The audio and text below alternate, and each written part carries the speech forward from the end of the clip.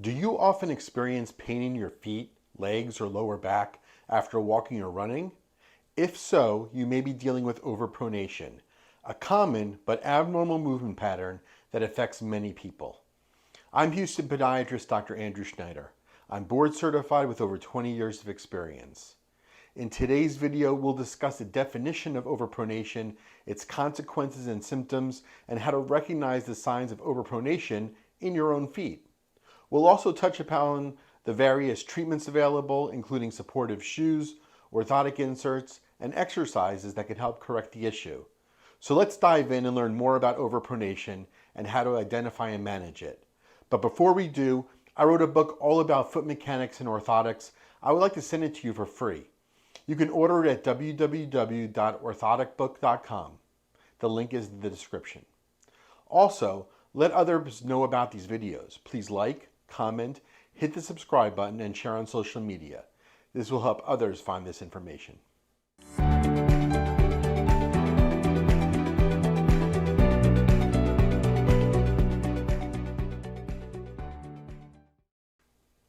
Imagine you're walking or running and your foot and ankle move too much downward and inward. This is called overpronation.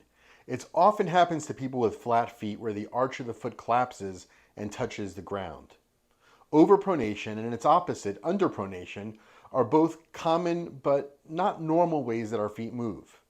They can strain the muscles in our feet and legs, which can lead to many painful problems. If you overpronate, you may have pain in your heels, your shins, or your lower back. Some people don't feel any symptoms, while others have pain or other issues in their legs and feet. Overpronation increases the chance of getting these problems, so it's important to know the signs and see your doctor if you're hurting. Here are some symptoms that can show up if you overpronate. Flat feet, which is when your feet look flat because the arch is gone and much of the sole touches the ground. Overpronation can also cause heel pain and strain the muscles and ligaments in your feet that make your heel hurt. It can also cause plantar fasciitis, which is a common reason for heel pain. Overpronation can cause knee pain. When your feet roll in too much inward, it can strain the knee and the muscles around it and causing them to hurt. Overpronation can cause pain on the outside of your thigh. There's a thick band of tissue called the iliotibial band, or the IT band, on the side of your thigh, and it inserts right into the side of your knee. Overpronation can strain it, leading to pain and swelling. Overpronation can also cause lower back pain because it makes the muscles and ligaments in your lower back work too hard and make it hurt. It can cause big toe joint pressure because it's putting too much pressure on the joint of your big toe, and that can lead to bony bumps called bunions. Remember, overpronation itself isn't a medical condition, but it can cause different health issues. Some things that can make you more likely to have flat feet and overpronation.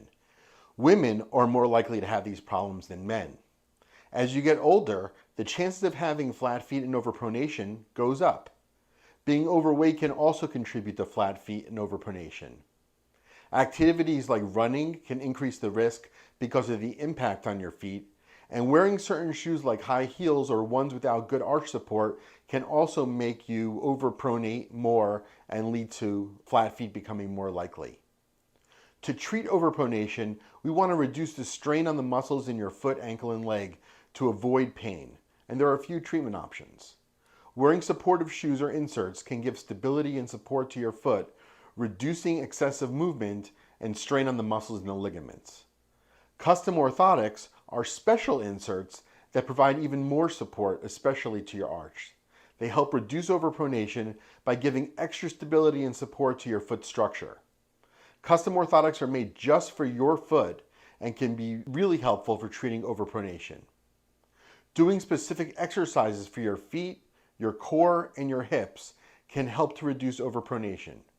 Some exercises that work well include picking up small objects with your toes, flexing and pointing your toes, doing exercises that will move your legs out to the side, and working your abdominal and side muscles. These exercises strengthen the muscles in your feet, your legs, and your core, providing stability and support to your feet and helping to fix overpronation. It's important to see a podiatrist for the right diagnosis and treatment of overpronation. I could check your feet and recommend the best treatments like supportive shoes, custom orthotics, and exercises. Thanks for taking the time to watch this video. Please take a moment to like, comment, and share on social media. Be sure to hit subscribe so you won't miss another video. I wrote a book all about foot mechanics and custom orthotics. I would like to send it to you as a free gift. Just visit www.orthoticbook.com. The link is in the description. It's essential to recognize the signs of overpronation. If you suspect you may be dealing with overpronation, contact my office to receive a proper diagnosis and treatment plan tailored to your needs. The link to request an appointment is also in the description. Thanks so much for watching, and have a great day.